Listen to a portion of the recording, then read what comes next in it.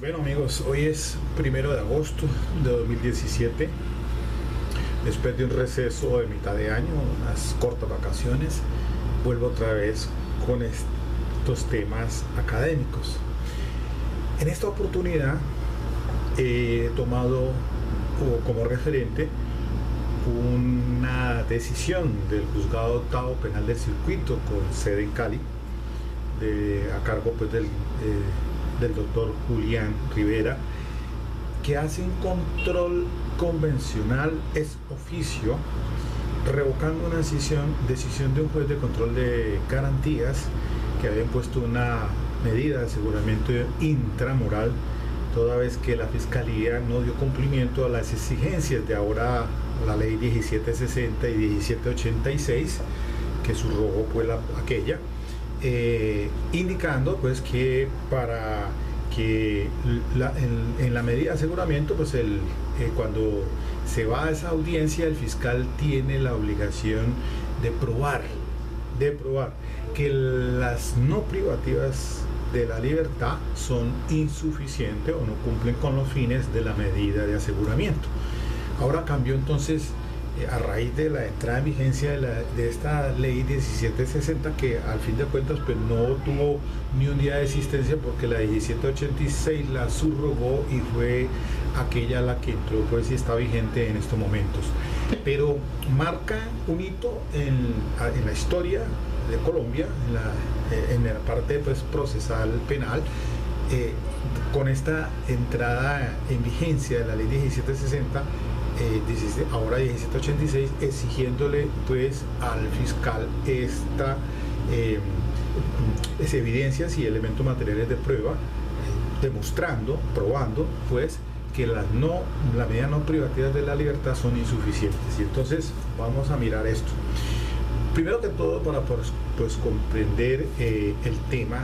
de lo que es el control de convencionalidad ex oficio, a ello alude es el artículo 2 de la ley 16 del 72, que es la que aprobó pues, o ratificó el Tratado Internacional, la Convención Americana o el Pacto de San José de Costa Rica. Y entonces allí también, aquí en el recuadro izquierdo, van a encontrar un libro de consulta. Pues si bien es cierto, este lo tengo porque soy defensor público en el área del programa de las menores, pero de todas maneras se puede pues consultar o tener acceso a acceder a esta obra interesante de la Dirección Nacional de la Defensoría Pública, temas de defensa penal, tomo 2, porque en la página 73 y siguientes aborda en un artículo escrito por el abogado Alberto de la Hoz, titulado El control difuso de convencionalidad en la medida de aseguramiento de detención preventiva intramural. Y pues ahora pues teniendo pues estos instrumentos internacionales, los dos tratados, la Convención Americana de Derechos Humanos o el Pacto de San José de Costa Rica, que fuera ratificado pues como les decía por la ley 16 del 72, y también el Pacto Internacional de Derechos Civiles y Políticos, que la ratificado por Colombia mediante la ley 74 del 68, dos instrumentos jurídicos también de especial interés porque hacen parte del bloque de constitucionalidad, a través del artículo 93 de la Constitución Política. Luego, entonces se tiene que compaginar el derecho en el derecho comparado de lo que es el bloque de constitucionalidad, los instrumentos internacionales, como es pues en la Corte Interamericana de Derechos Humanos, y los casos que se presentan pues para que se regule todo lo en los estados que hacen parte de estos tratados, pues sean acoplados al derecho interno. Entonces, para poder entender la figura del control de convencionalidad, pues el artículo 2 de la convención dice lo siguiente. Dice así: deber de adoptar disposiciones de derecho interno. Si el ejercicio de los derechos y libertades mencionados en el artículo 1 no estuviere ya garantizado por disposiciones legislativas o de otro carácter, los estados partes se comprometen a adoptar, con arreglo a sus procedimientos constitucionales y a las disposiciones de esta convención, las medidas legislativas y a las disposiciones, las medidas legislativas o de otro carácter que fueren necesarias para hacer efectivos tales derechos y libertades. Por eso entonces él escribe en el artículo el abogado Alberto de la Hoz de la Defensoría Pública, que se encuentra lo siguiente, dice: el control de convencionalidad y la recepción de la jurisprudencia interamericana por los estados partes. Ahora bien, en el ejercicio de la ya extensa tarea de unificar y actualizar la interpretación y aplicación de la Convención Americana, la Corte ha construido una consolidada interpretación del artículo 2 de la Convención sobre el deber de adoptar disposiciones de derecho interno. Desde esta comprensión ha concebido el concepto y la actividad del control de convencionalidad, entendido como la obligación que tienen los jueces de cada uno de los estados partes de efectuar no solo un control de legalidad y de constitucionalidad en los asuntos de su competencia, sino de integrar en el sistema de sus decisiones las normas contenidas en la Convención Americana. Pues fíjense bien que entonces a esto alude nuestro derecho también en interno, cuando tenemos la Corte Constitucional, las decisiones que aparecen allá en el tablero, por lo menos comenzando con la C1198 del 2008, que del doctor Nilson Pinilla, cuando se tocó el tema de en relación con el vencimiento de términos, de qué se considera como causa razonable. Y entonces ahí ahora ya pues el artículo 317 está pues ajustado a ese alineamiento de la Corte Constitucional, para entender pues que cualquier cosa no es causa razonable,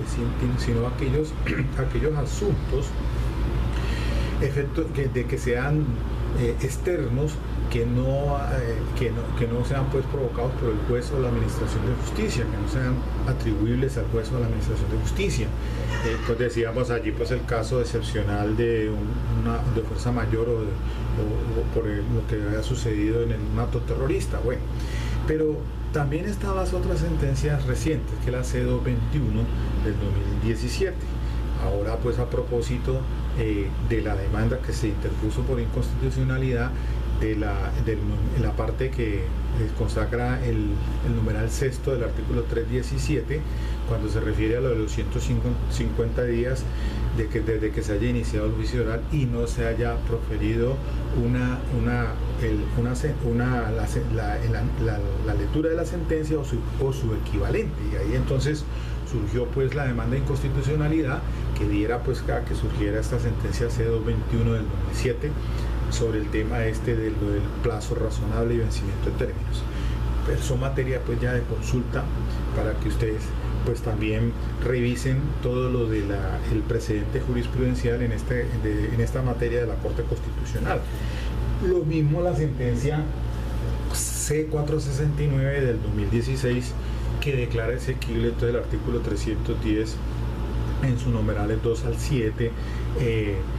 de la ley 906 del 2004, que también fuera demandada. Por aquel, pues, el artículo 310 se refiere pues a cuando se trate de los fines constitucionales de atentado contra las víctimas o la sociedad, pues que se ponga en peligro como una de las causales pues para que proceda, o los fines constitucionales para que se proceda a la imposición de la medida de aseguramiento. Pero bueno, volviendo entonces al punto, ahorita la sentencia del Juzgado Octavo Penal del Circuito de Cali, una decisión supremamente interesante de este funcionario público, revoca esa decisión del juzgado a la CUBO, en este caso el juzgado pues, de garantías, que impuso una medida intramural toda vez que la Fiscalía no había pues argumentado, no presentado prueba estableciendo pues que las medidas no privativas de la libertad eran insuficientes para cumplir con los fines de la medida de aseguramiento. Pero el asunto es que en este radicado 76001 raya 6000 raya 193 raya 2017 raya 11137, pues se hace un análisis por parte del funcionario para poder revocar la decisión de la CUBO en derecho comparado. Entonces se vale de lo que indica el Corte Internacional de Derechos Humanos, la Corte Interamericana de Derechos Humanos, sobre el tema del control de convencionalidad. Es oficio que deben ejercer los jueces para establecer el control de legalidad en sus decisiones, el control de legalidad constitucional en las decisiones que se toman, y también para integrar en el sistema en sus decisiones las normas contenidas en la Convención Americana, que entonces ese es el mandamiento o el llamamiento que hace la Corte Interamericana de Derechos Humanos para que se ejerza entonces ese control de legalidad constitucional y pues pueda matizar en un orden sistemático entonces dentro de ese bloque constitucional, yéndonos a los casos que se han resuelto por parte del Comité de la Corte Interamericana de Derechos Humanos, aplicando pues la Convención Americana o el Pacto de San José de Costa Rica vigente en Colombia. Bueno, pues el asunto es realmente interesante porque mire que el caso en concreto se circunscribe aquí a un hecho que sucede en Cali. Dos personas entran a un establecimiento, hurtan unas pertenencias, unos celulares a unas personas, y tratando de huir no les prende un velocípedo, y entonces una de estas personas se sube a un vehículo, el otro huye. Más adelante inician la persecución las víctimas y después la policía, y más adelante entonces logran aprehender a las dos personas que viajaban dentro del vehículo, pero se procesa o se lleva el caso por la Fiscalía por los delitos de hurto calificado y agravado, y además porte ilegal de armas al emplear la violencia pues utilizando armas, aunque en el procedimiento de captura en flagrancia no se les encontrara dentro del vehículo arma de fuego, pero a uno de las personas que se apeó del vehículo